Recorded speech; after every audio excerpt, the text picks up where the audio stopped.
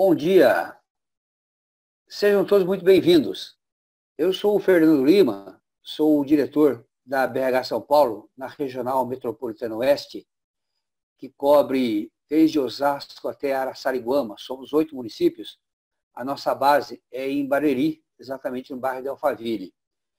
Agradeço a disponibilidade do Vander Mendes, que se dispôs a trazer aqui e compartilhar seus conhecimentos conosco.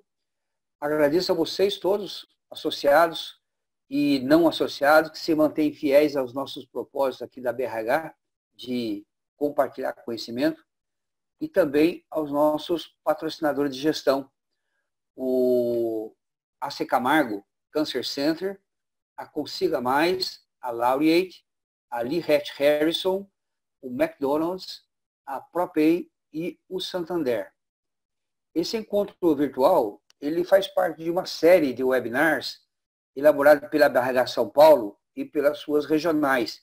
Nós temos praticamente 4 webinars por semana, gerados ou pela seccional ou por cada uma das regionais. E hoje, inclusive, no final da tarde, tem outro. Eu aconselho que vocês visitem o site da BRH, que é abrhsp.org, e lá vocês vão ver a programação dos nossos webinars. O nosso palestrante de hoje é o Vander Mendes, ele é CEO e fundador da Model Thinking. Deixa eu pegar aqui o detalhe da apresentação do Vander. Só um segundinho. Ok. Bom, o Vander ele é especialista em pensamento estratégico e abordagens integradas de gestão e inovação. Ele tem o MBA dele pela Getúlio Vargas e fez o mestrado pela Universidade de Ciências e Tecnologias de Lille, na França. O Vander ele é um verdadeiro ativista em aprendizagem e mudança.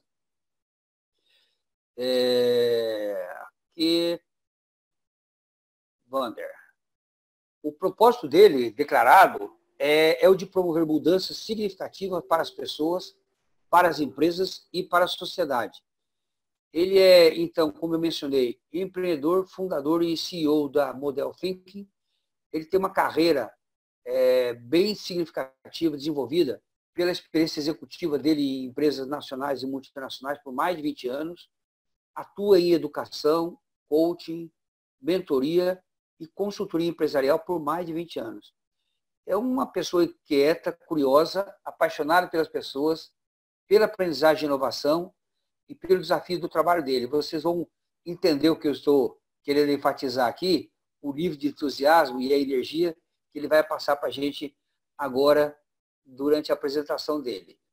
À medida que ele for falando, se vocês tiverem perguntas, vocês podem colocar aí no chat, no Q&A, vocês podem colocar o texto, eu vou recebendo essas perguntas e vou trabalhando para que depois, na segunda parte da apresentação do Vander, ele possa interagir mais com vocês de uma maneira mais livre, baseado dos estímulos das suas perguntas. Vander, a palavra é sua. Muito obrigado novamente e sucesso. Bom dia, Fernando. Bom dia a todos que estão aí na sala. Na verdade, é um grande prazer estar aqui compartilhando, estar instigando e estar fazendo o que eu mais gosto, de provocações, de ativar pessoas nesse processo constante de mudança. E falando em mudança, nós estamos num período que é fantástico, né? E é fantástico, eu sei que tem problemas sendo gerados do ponto de vista de perdas de emprego, de perdas de vida, mas ao mesmo tempo é um momento instigante para a gente repensar como atuar nesse setor novo e como atuar desta maneira que a gente está dizendo, onde pessoas continuam a ser algo muito, muito especial.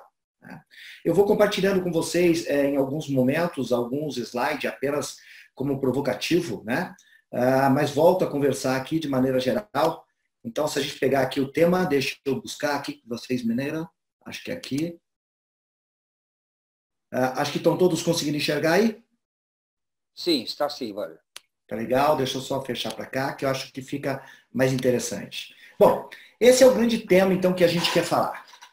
Pessoas, chavão ou realmente o que efetivamente está fazendo sentido nas empresas como um todo?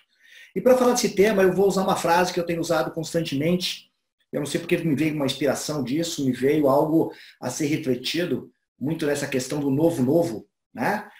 Mas eu considero duas coisas muito importantes quando a gente está falando de mudanças, de velocidade de mudanças e o que efetivamente está acontecendo.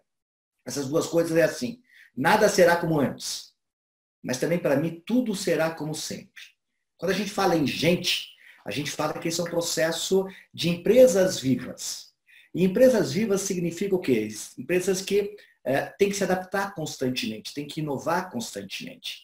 Empresas vivas significa que eu tenho que ter uma coligação onde as pessoas fazem a empresa, as pessoas fazem o negócio, as pessoas fazem o ambiente, as pessoas fazem o cliente e mercado. Então, quando eu começo a dizer coisas assim, eu vou tentar colocar esse nosso bate-papo em 3 linhas de tempo. Pessoas, jargão ou realidade.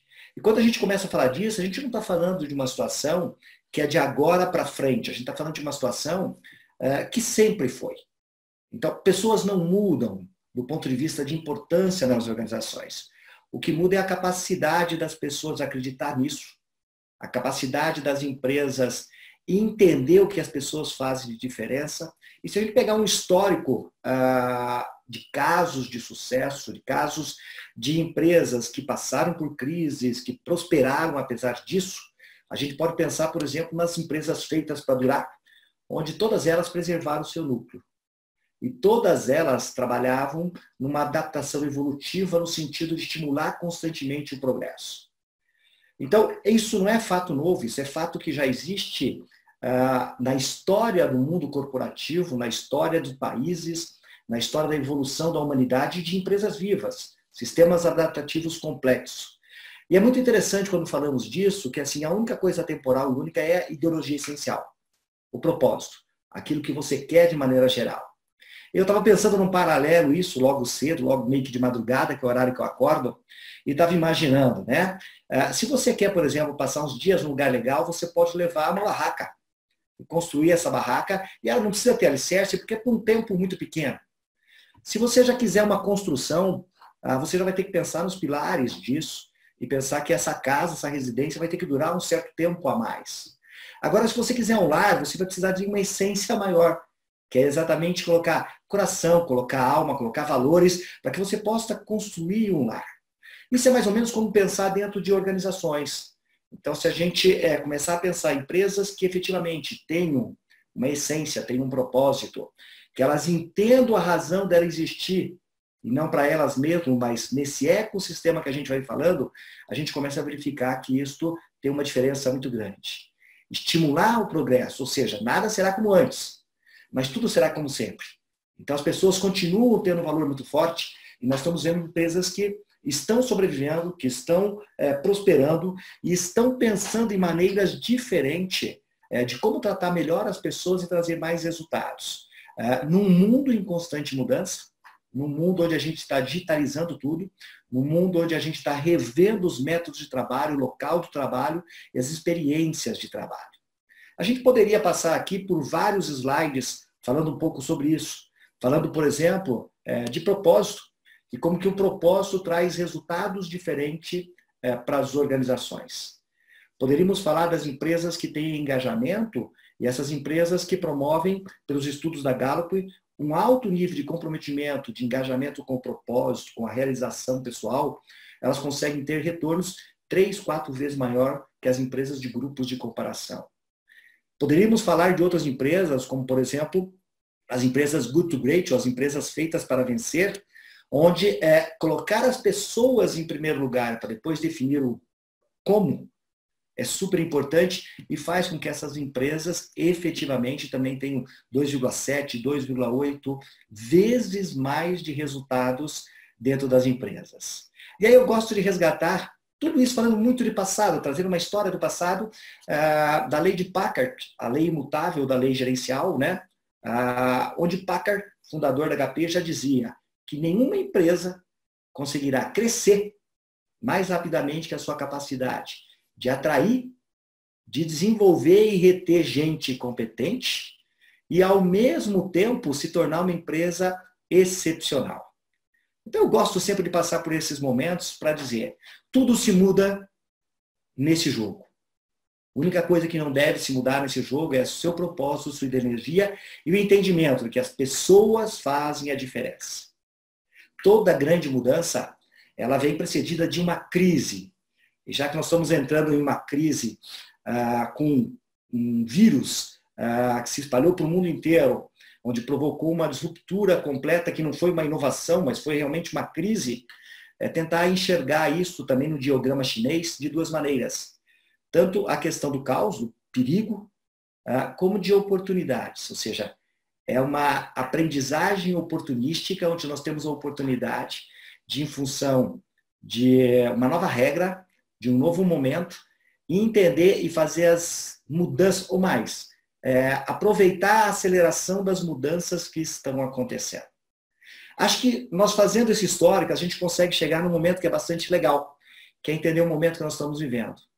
E aí eu gosto de colocar duas situações. Estamos vivendo um momento ímpar, que é um momento de uma era digital, e ao mesmo tempo estamos vivendo um momento ímpar, que é um momento que a gente fala muito de design thinking, a gente fala muito de gestão baseada no ser humano. Então, como usar a empatia, como usar a colaboração e como usar a tecnologia para desenvolver maneiras novas de negócio, maneiras novas de trabalho, maneiras novas de interação.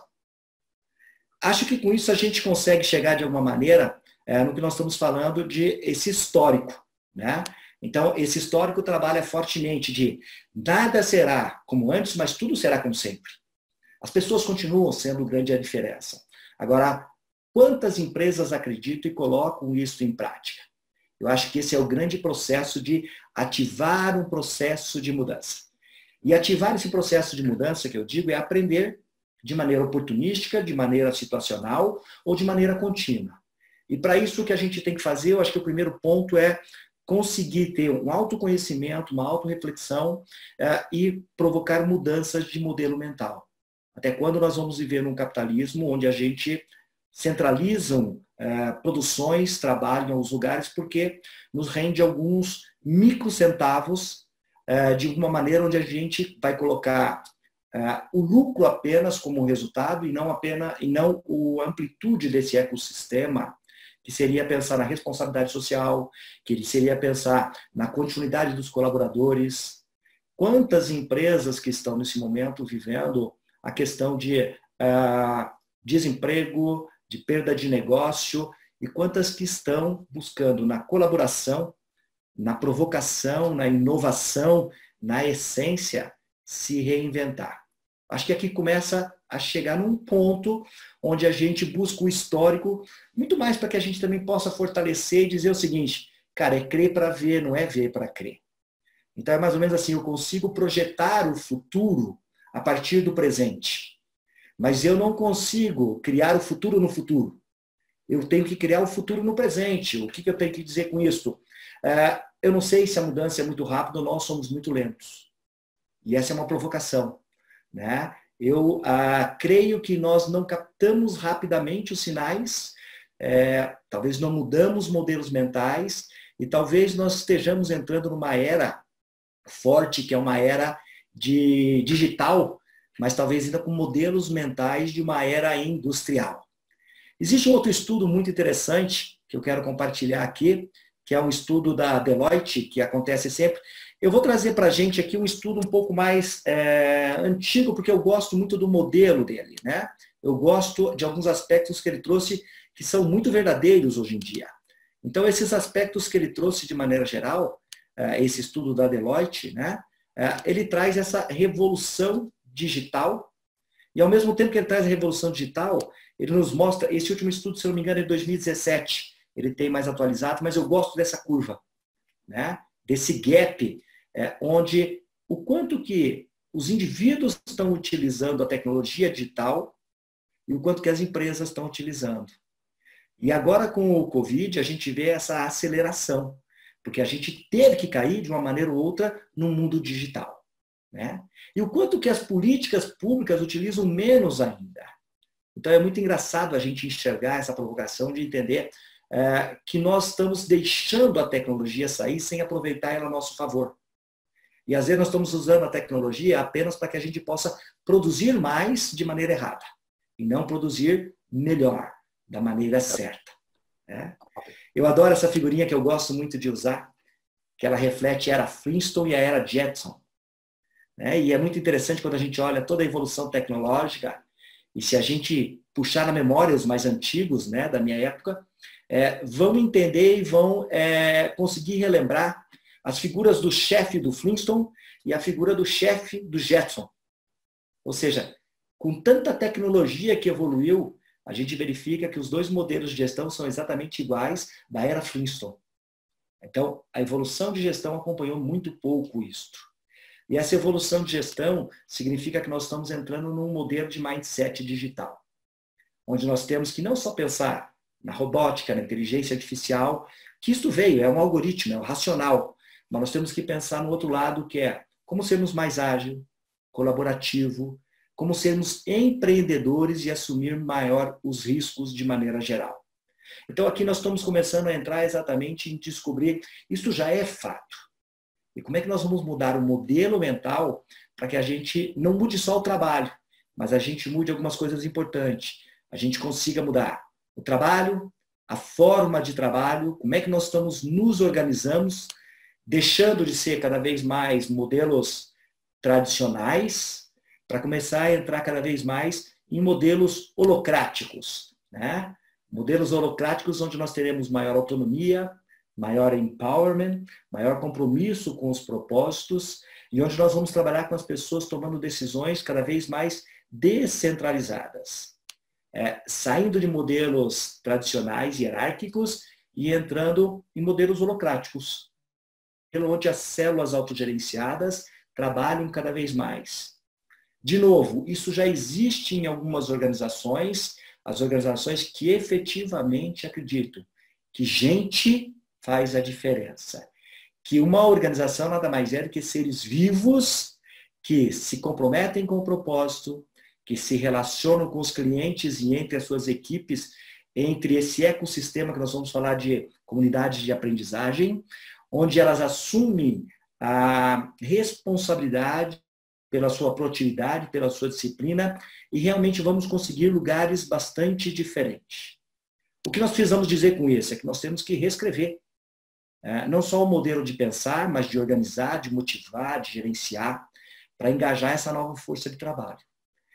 E junto com isso ainda surge um modelo diferente, porque assim, nós vamos ter que pensar em alguns elementos muito importantes. Nós vamos ter que pensar em redesenhar a organização como um todo, vamos ter que pensar em ter aprendizagem contínua, aprendizagem real em tempo todo, em maneiras diferentes, em plataformas diferentes. Nós vamos ter que pensar em criar experiências, né, o Employee Experience, numa marca empregadora, no Employer Branding, e como é que a gente empodera e engaja os funcionários de maneira geral. Como fazer algoritmos trazer resultados para o negócio, sem perder com isso a questão de ser centrado no ser humano, de experiências que provoquem e tragam resultados fantásticos. Então são 3 grandes desafios que nós vamos ter. Nós temos que melhorar o lugar de trabalho, melhorar as relações de trabalho e como o trabalho é produzido. Eu acho que isso passa por uma mudança de modelo mental, de enxergar diferente como nós enxergamos as coisas hoje. Fazer diferente para trazer resultados diferentes. E se a gente começa a entrar, então, nessa questão mais aí de pensar no Covid, na experiência, em outros modelos que a gente está dizendo, a gente tem que começar a entender que novas evoluções vêm disso para frente. Tá? E essas novas evoluções vão ter que nos trazer maneiras do trabalho ser realizado diferente, no sentido, vamos precisar sim ter uma aplicação mais digital. Ou seja, nós vamos ter que investir na habilidade digital das pessoas. Por quê? Porque os canais digital, omnichannel, não só o canal físico, como o canal digital, será utilizado cada vez mais. E nós vamos ter que deslocar pessoas de áreas de trabalho onde o atendimento era mais físico, para locais de trabalho onde o atendimento e o canal de relacionamento passa a ser digital. Vamos ter que trabalhar também na questão de avanço do modelo de liderança. Como é que nós vamos liderar pessoas, comunidades trabalhando à distância, e como é que nós vamos nos relacionar com os clientes cada vez mais com canais digitais, e nós vamos ter que entregar serviço e não só produtos, porque a experiência do cliente estará cada vez mais em alta. Engajamento de cliente, engajamento de funcionários, onde nós vamos ter que trabalhar fortemente com criatividade, com inovação, velocidade, adaptabilidade e flexibilidade. Então vamos ter que trabalhar também muito forte na questão de resiliência. Como é que as pessoas vão suportar esse processo de mudança? Isso eu diria que é uma grande reinvenção dos modelos de negócio como um todo. Eu acho que esse talvez seja o grande desafio nesse momento. Como é que nós vamos conseguir trabalhar nessas novas habilidades de maneira rápida, com novas plataformas, com tecnologia, usando o digital, que essa é a nova revolução digital, mas sem perder o foco e a importância de ser centrado no ser humano. Como é que pessoas continuam a fazer diferença? Como é que pessoas continuam a ser as empresas, os negócios e os mercados? E como que isto faz com que essas correlações sejam de prosperidade e não apenas de sobrevivência, né? Como nada será como antes, tudo será como sempre. Como preservamos o lado da ideologia essencial, do propósito nas organizações e como trabalhamos com novas mentalidades, design thinking, tecnologia, inteligência artificial, robótica, criando uma sinergia entre as condições de plataformas de ecossistema com as condições também de ser centrado no ser humano, experiência para cliente, experiência para colaborador. Bom, eu acho que com isto eu consegui dar a minha primeira ativada. E eu acho que para se tornar um webinar mais envolvente, mais ativista, onde a gente dê espaço para que todos possam ser protagonistas dessa discussão, dessa reflexão, a gente vai deixar mais tempo aberto para que possamos fazer trocas, perguntas conduzidas pelo Fernando, conduzidas pelos participantes. Então aqui agora a gente está aberto para fazer um processo mais interativo, mais de troca, mesmo no mundo digital. Que a gente consiga colocar essa energia boa dessa turma toda que está na sala, ok? Wander, para começar, a Sônia, ela já fez uma pergunta aqui que também é uma provocação, né? Será que o capitalismo está se reinventando? Legal, excelente. Na verdade, o capitalismo, Sônia, está se reinventando, sim. Muito boa pergunta. Na verdade, o capitalismo, da maneira como era o capitalismo, só pelo capitalismo, mas o capitalismo que não seja um capitalismo consciente está se reinventando. A gente vê organizações trabalhando cada vez mais no capitalismo consciente e nesta questão de sinergia, né? Na verdade, nós estamos entrando num ciclo de fluxo de economias. E fluxonomia é um termo bastante interessante, onde nós estamos começando com, primeiro, a economia criativa. Então, a economia criativa, ela começa a despertar a experimentação, ela começa a despertar o centrado no ser humano, e a partir daí, como é que eu começo a criar novos modelos de negócio, novas plataformas, novos ecossistemas. Um segundo fluxo dessa economia é a economia mais preocupada também com o sustentável e também a economia compartilhada, no sentido onde eu vou trabalhar cada vez mais compartilhando recursos, menos posse e mais assinaturas, mais uso, mais compartilhamento de maneira geral. Uma terceira economia será a colaborativa, onde terei menos competição, terei mais colaboração.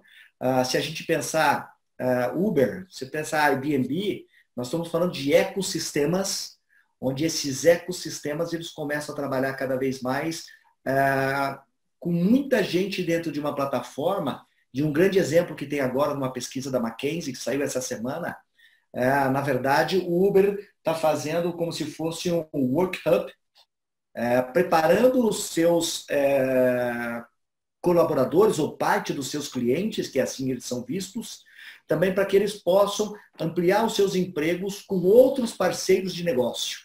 Então, você imagina o Uber fazendo uma plataforma onde as pessoas possam colaborar cada vez mais, possam trocar cada vez menos relação de emprego, cada vez mais relação de autoempreendedorismo. E por último, nessa questão de fluxonomia, uma coisa bastante interessante que são as novas moedas.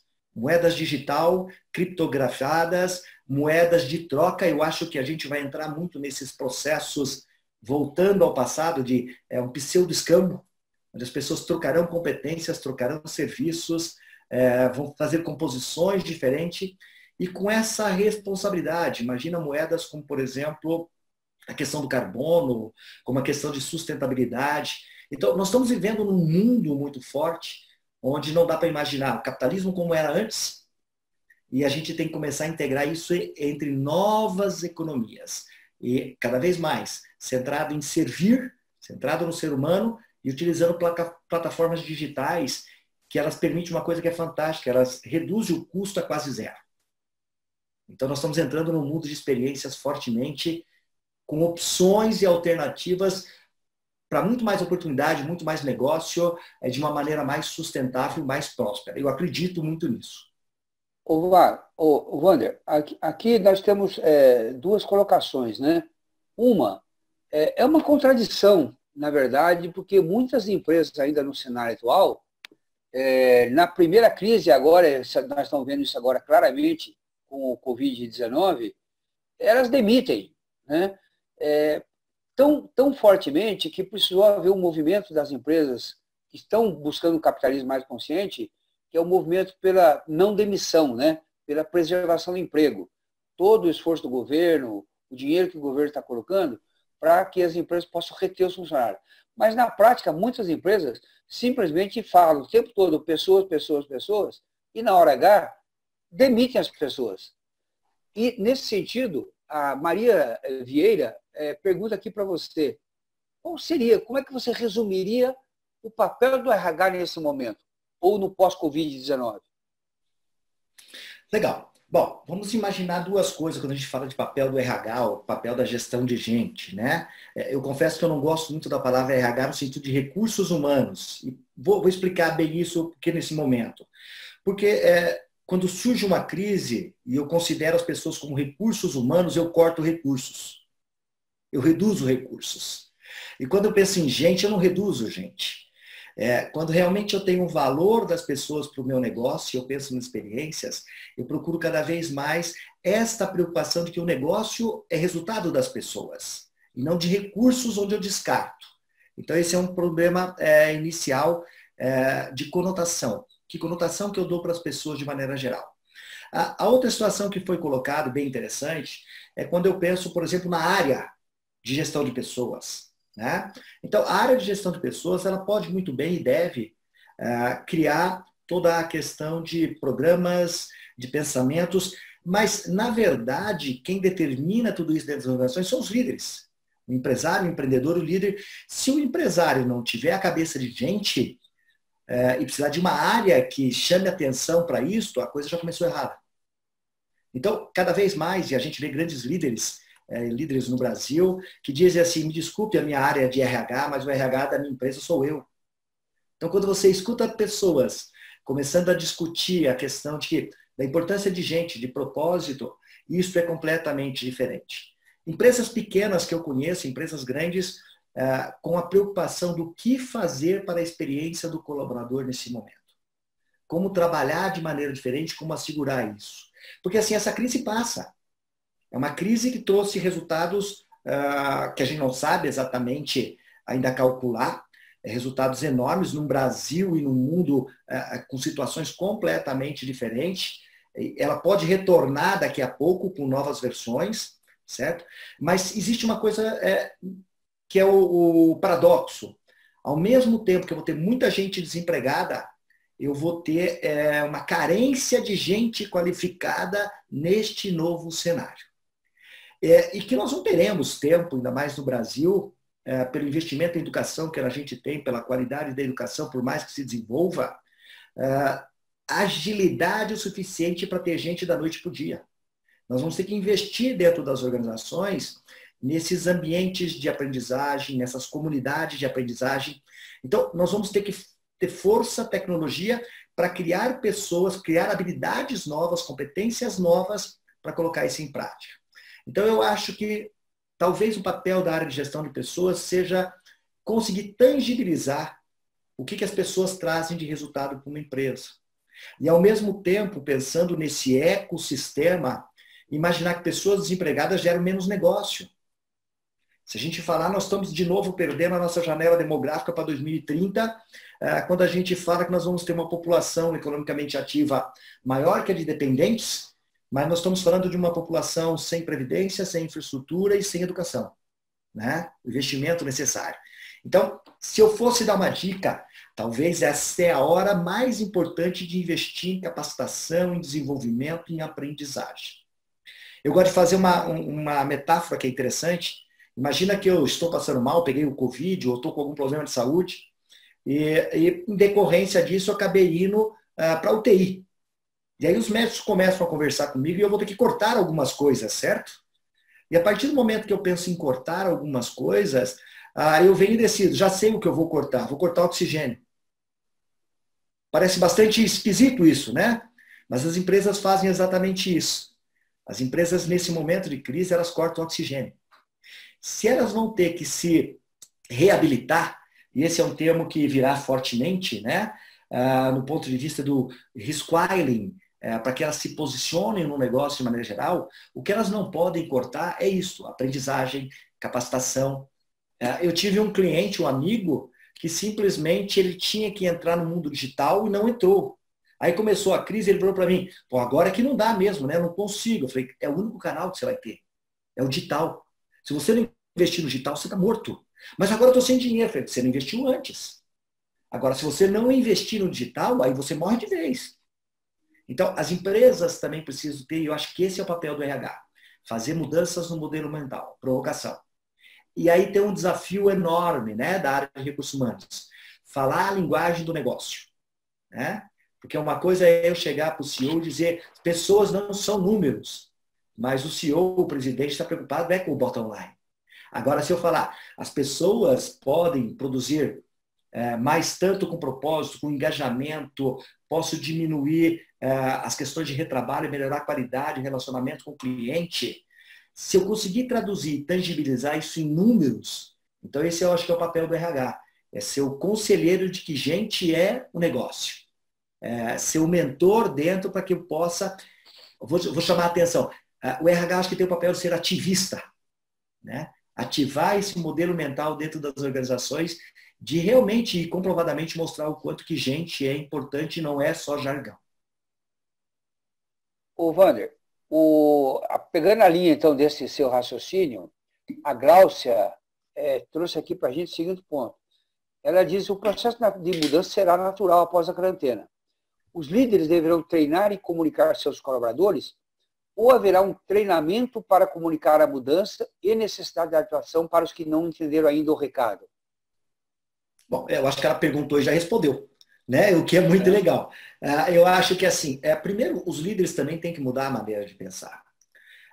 Primeiro, o conceito do líder, e de novo, eu gosto sempre de dizer que tudo começa na mudança de modelo mental. Os líderes precisam entender qual é o seu propósito dentro das organizações. Existe um trabalho que eu gosto muito de desenvolver, que é assim, começando com a provocação para os líderes. Líder não bate pênalti. Tá, como assim? Líder não bate pênalti. Então, assim, você se tornou o líder, mas talvez não tenha sido preparado para líder, não sabe a importância de ser o líder. E aí, assim, você não tem que estar mais dentro de campo batendo pênalti. E se a gente pensar agora, de maneira geral, cada vez mais os líderes vão estar com as equipes à distância, as equipes afastadas, e eu vou ter que criar o quê? Um ambiente e estratégia para quê? Para que eu possa não mais liderar, mas que eu possa liberar o potencial que as pessoas têm. Dar recurso para elas, dar condições para elas, dar orientação, servir como mentoria. Se a gente pegar o Google há pouco tempo atrás, ele tinha eliminado todas as camadas de liderança, porque nos Googles, né, os nerds, dizendo assim, consideram que chefe só atrapalha, né? E só quer aparecer. E os nerds, eles querem realizar. Eles sabem fazer, eles não querem que se metam no seu trabalho. Eles querem que você dê condições para eles realizarem melhor. Então, esse conceito de não mais liderar, mas liberar o potencial que as pessoas têm, esse dentro de um conceito de empowerment é muito importante. Então, só para tentar responder e puxando, a mudança acontecerá de maneira natural? Não, não acontecerá de maneira natural.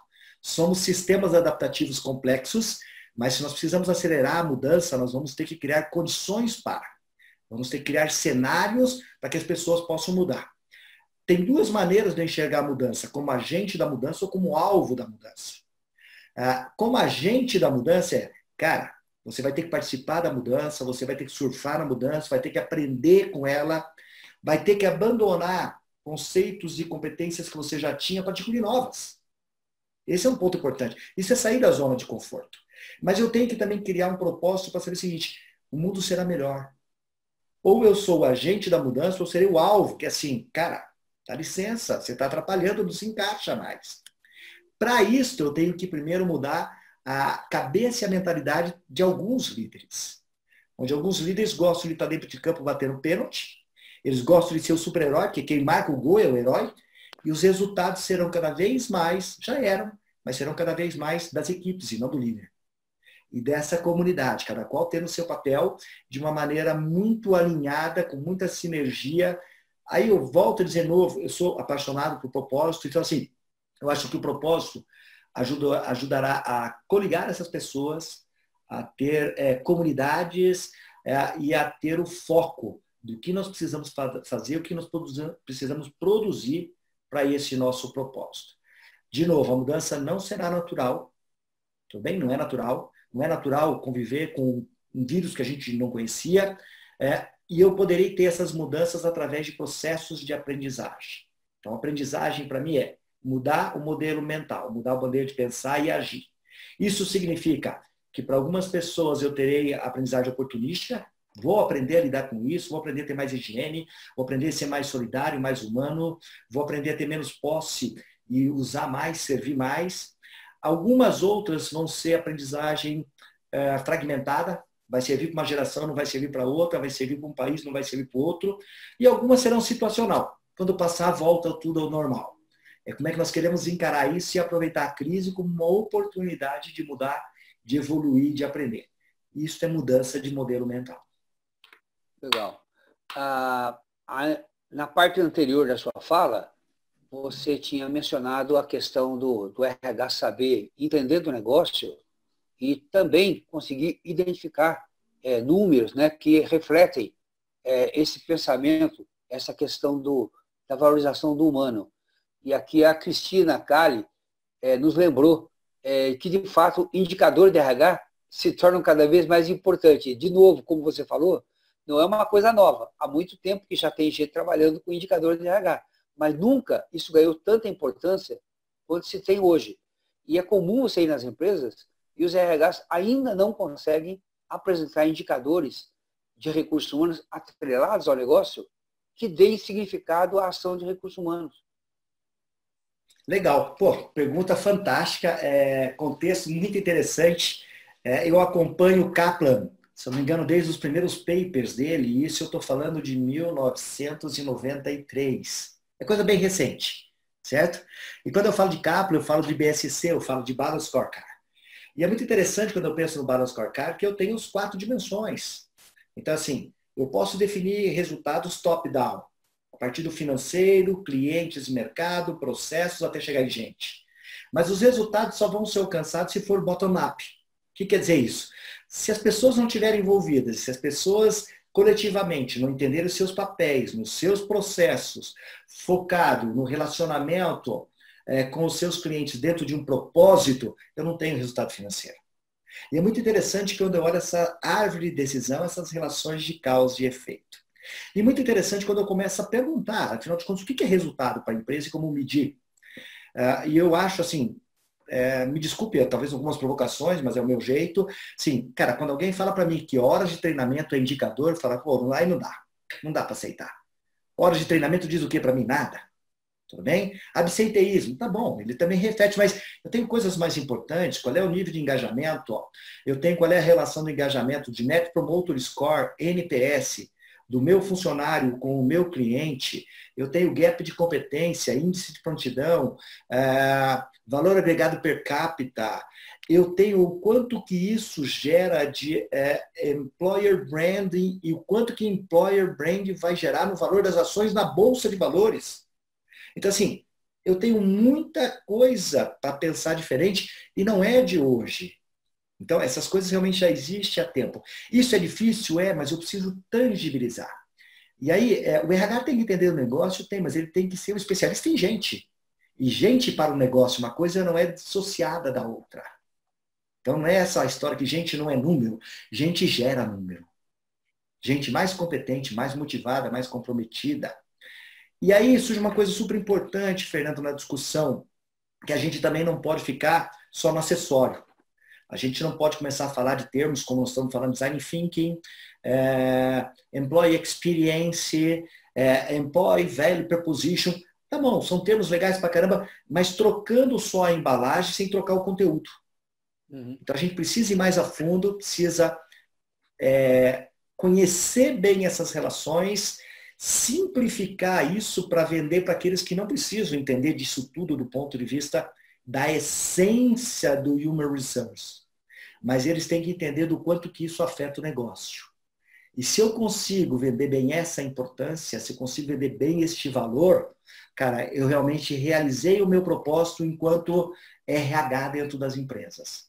Eu acho que esse é o ponto importante. Criar uma comunicação de maneira mais tangível, mais clara, mais próxima ao negócio e tangibilizar. Tangibilizar como? Traduzindo isso em indicadores que possam refletir o resultado da empresa. Certo. A Ana Paula Vieira, ela concorda que realmente 2020 fez acelerar as mudanças que a gente já vinham ocorrendo com a própria mudança digital, transformação digital. Agora, de imediato, o que você vê como a primeira necessidade de alteração no comportamento organizacional? Bom, vamos lá. A primeira necessidade é entender o seguinte, eu preciso dar tranquilidade para as pessoas. As pessoas, quando entram em crise, e se elas não tiverem uma condição psicológica boa, uma condição de enxergar um pouco para frente melhor, elas vão entrar em parafuso e não vão desenvolver mais nada. Então, todo mundo sob forte pressão, e a gente sabe disso em sistemas comportamentais, eles ficam acuados e aí não consigo ter um equilíbrio emocional importante para tomar as decisões e para realizar as coisas de maneira geral. Eu não preciso ter todas as respostas e eu vou fazer um paralelo, por exemplo. O Brasil, nós estamos cometendo um grande erro de falta de liderança, de pessoas que possam, de maneira colaborativa, diversificada, entender como é que será a segurança, como é que será a economia, como é que será o emprego, como é que será a saúde. Então, nós estamos provocando nas pessoas um vazio. E esse vazio gera instabilidade. Esse vazio gera insegurança. Insegurança gera depressão, insegurança gera medo, e com medo e depressão a gente produz muito pouco. Então, aqueles que conseguiram respirar, que conseguiram enxergar, eu não preciso entender tudo, mas eu posso começar a enxergar algumas coisas, a ter mais segurança e entender o que vai acontecer na primeira semana, na segunda e na terceira. Assim, ter informações, ter liderança. Elas conseguem se organizar um pouco mais. Elas conseguem enxergar um pouco mais, conseguem ter mais visão do que vem pela frente. Eu acho que essa visão de médio e longo prazo é importante. Eu gosto sempre de brincar assim, crise sempre terá, nós vamos ter várias crises pela frente. E a grande pergunta que eu faço é quantas organizações que estão se preparando para a crise? Se eu pegar as empresas que escolhem o sucesso como opção, é muito interessante que essas empresas, eles gostam de dizer que eles guardam gordura. Porque assim, como vai ter crise, eu preciso saber como é que eu vou superar a crise. E eu posso crescer na crise. Então, se a gente tem reservas, vamos pensar reservas, eu não gosto do termo aposentadoria também, né? Mas se eu tenho reservas para períodos de estiagem, para períodos de problemas climáticos, problemas que vão surgir de saúde, se eu tenho algumas reservas, eu consigo passar melhor. Então, crise não mata ninguém, mas crise mata quem não estava preparado para a crise. E aí eu tenho que entrar nessa visão de longo prazo. Visão de longo prazo, qual é o problema de gente nas organizações? Que gente não traz resultado da noite para o dia. Gente traz resultado a longo prazo. Então, às vezes, eu quero resultado curto prazo, eu demito gente. Eu terceirizo gente. Então, é fácil conseguir resultados de curto prazo quando eu não tenho compromisso com o propósito e com valores. Então, acho que esse é o ponto bastante importante de ter liderança, de preparar as lideranças para que a gente possa ter um ambiente um pouco mais, não vou dizer seguro, mas um pouco mais controlável no ponto de vista psicológico, dentro das organizações. E, se possível, na sociedade, junto aos clientes, junto aos fornecedores, dentro desse ecossistema como um todo. Certo. Ô, Wander, eu não sei se é pedir demais. Nós temos um bom tempinho ainda, temos quase 15 minutos. Será que você poderia contar para nós uma experiência real de intervenção em empresa? Você está aí com a Model Thinking, né? Atuando Sim. no mercado. Você poderia dar um exemplo de alguma empresa onde você atuou aí no sentido de ajudá-las a encontrar e a declarar o seu propósito, a realizar alguma mudança mais significativa no seu modelo de gestão? Eu sei que o mercado é muito complicado, né? Porque existem muitas variáveis. Mas o que você poderia trazer para nós assim, de uma experiência real que você teve? Bom, legal. Vou te falar de algumas, tudo bem? E cenários bastante diferentes. Vou tentar colocar algumas aqui bem interessantes. Ontem eu estava, inclusive, numa live com um cliente meu, justamente para ele passar por um conjunto em Santa Catarina. Ele é do sindicato de contadores, né? E ele tem uma empresa em Caçador de contabilidade. Ele também é da associação comercial da cidade, então é uma pessoa muito envolvida do ponto de vista com a sociedade, com o negócio, de maneira geral. E ele acabou me contratando, né, nessas batidas de ida e volta aí na vida, porque justamente eu falei mal do propósito que tinha a associação comercial. E aquilo encantou ele, né? Falou, cara, tudo bem, eu também não gosto. E aí nós fomos rever o propósito da empresa dele, fomos rever toda a parte de design de negócio, de business design, de strategy design, e dentro disso trabalhar com a questão de propósito. E foi muito interessante quando a gente diz de ter uma epifania, de chegar com uma epifania muito interessante. A gente estava terminando um trabalho de estratégia agora no final, no meio de março, quando eu não pude mais para lá. Eu saí de Santa Catarina, eu nem voltava, porque justamente foram nos dias, acho que 17, 18, que estava fechando tudo. Santa Catarina foi um dos primeiros estados a fechar, para depois abrir. E foi muito interessante que a gente conseguiu chegar no jeito Bertotto de ser, que é o nome da empresa, e chegar no propósito. E o propósito fez uma coisa fantástica para eles, que eles fizeram uma passagem agora por esse período, estão ampliando clientes, estão fazendo clientes ampliar, que eles conseguiram definir que o negócio deles é cuidar do negócio do cliente. Que é um negócio fantástico. E eles conseguiram definir um propósito, que assim, foi uma epifania muito legal, que é assim, juntos para prosperarmos. Então o propósito dele é junto para prosperarmos quem? Colaborador, fornecedor, parceiro, cliente. E no começo, ele vai me permitir eu falar isso, eu sei disso, eles tinham dois tipos de cliente. Ele tinha um tipo de cliente que a gente considerava que era o tocador, aquele cara que toca o negócio e faz a contabilidade que precisa, ponto e acabou. Tudo bem? E eles tinham o gestor. E aí eles tiveram que considerar o seguinte, não, eu não tenho mais tocador. Ou eu tenho tudo gestor, ou aquele que for só tocador não serve mais para ser meu cliente. Mas é primeiro a minha responsabilidade de entender o quanto que é importante ele gerenciar o negócio. E eles começaram com o processo de aproximação a partir do Covid, mesmo à distância, ligando para todos os clientes, discutindo os clientes e estabelecer o jeito deles de ser. E o jeito deles de ser é algo construído com toda a equipe. E esse exemplo é um exemplo muito forte, eu tenho outros clientes, mas esse é um exemplo muito forte, que ele teve a coragem de dizer para mim o seguinte, falei, cara, eu vou fazer independente se os outros parceiros ou coisas assim queiram fazer. Porque assim, é crer para ver, não é ver para crer. Então, quando as organizações realmente assumem isso, a passagem, o reflexo delas, você tem noção, nós estamos com um número, eu não vou ficar falando os números aqui que nós temos de participantes. Pois eu fiz essa live ontem, nós fizemos esse bate-papo com mais de 110 pessoas. Né? E assim, contando a história dele. Tem outras empresas, como tem empresas agora na área do agronegócio, também trabalhando fortemente de entender a questão de nutrir plantas para nutrir negócios. Então você imagina que são coisas bastante interessantes de como enxergar o cliente, o mercado, situações novas, empresas da área de restaurante, empresas da área de eventos, né? Que é conectar as pessoas aos seus melhores momentos. Então o conceito muito forte é o conceito que a gente tem em empresas exponenciais chamado PTN, Propósito Transformador Massivo. E isso é muito legal quando a gente traz isto para a questão do ambiente, da experiência dos funcionários. Como desenhar, desenvolver um employee experience ligado com a experiência dos clientes, ligado com a proposta de valor e como trabalhar no engajamento, motivação dos colaboradores como um todo. Isso é fantástico.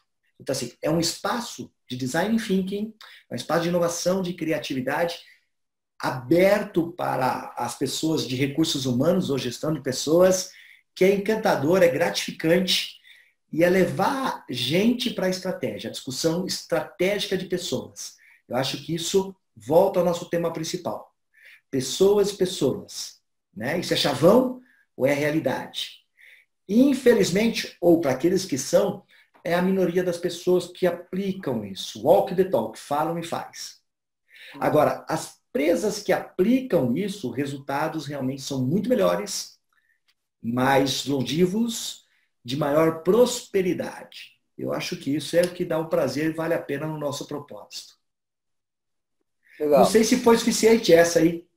Não, excelente exemplo, exemplo real, exemplo concreto.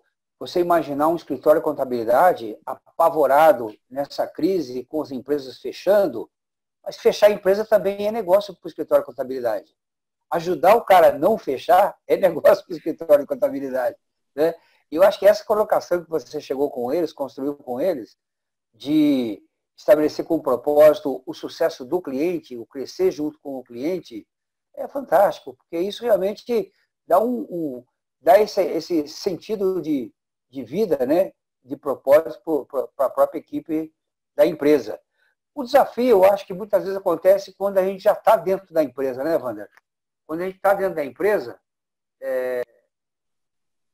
entrou uma ligação aqui. Quando a gente está dentro da empresa, como é que a gente pode iniciar esse processo de transformação numa empresa onde você já está atuando, como RH, por exemplo? Às vezes o santo de casa não faz milagre, né? Como é que a gente pode ajudar os RHs a iniciar esse processo de mudança, se é que ele já não tinha iniciado? Bom, eu acho que tudo começa com repensar o propósito do próprio RH. Eu vou te falar por duas experiências. Eu falei que eu tive 20 anos, 20 e pouco anos de experiência dentro de empresa, como executivo.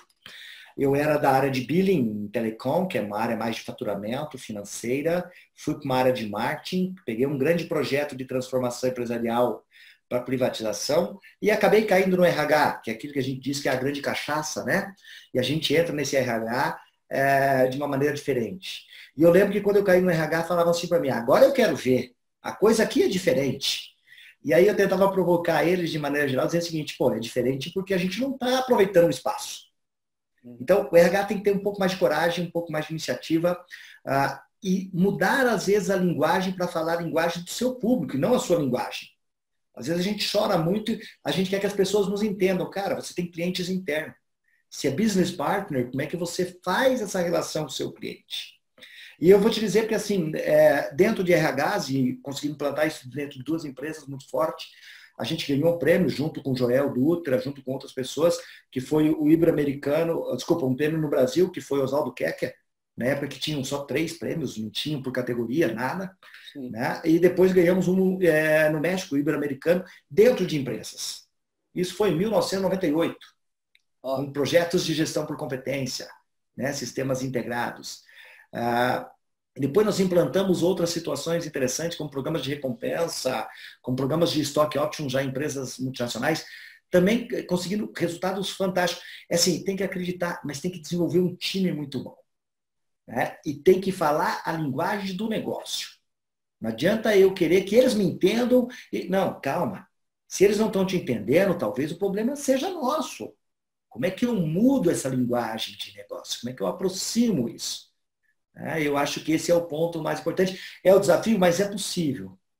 né? É possível. Tanto é possível com uma ajuda externa, como é possível com gente interna. E como nós temos aí a BRHs, né? BRH São Paulo, muito atuante, muito forte, eu acho que também criar esse ecossistema, essas comunidades de aprendizagem, eu acho que isso viabiliza muito, porque dá um certo conforto e dá uma certa confiança.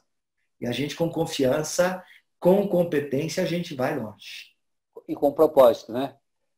Eu acho que esse é o primeiro ponto, qual é o propósito. E eu fiz em algumas empresas também, e é muito legal, identificar qual é o propósito da área de gestão de pessoas, dentro do propósito da empresa. Então, isso é um negócio fantástico, porque daí eu começo a entender quem é meu cliente. Ah, o líder é meu cliente, o dono da empresa é meu cliente, o colaborador também. Mas se eu for fazer uma proposta de valor, eu tenho que entender essa proposta de valor diferente. Eu tenho nichos diferentes, como se fossem segmentos de clientes diferentes. E aí eu tenho que criar também arquiteturas diferentes para trabalhar com eles. Acho que sensibilizar a alta direção, usar até essa questão da crise, do Covid, para sensibilizar a autogestão de que não dá mais para esperar, né? O futuro é hoje, as mudanças que tem que começar hoje.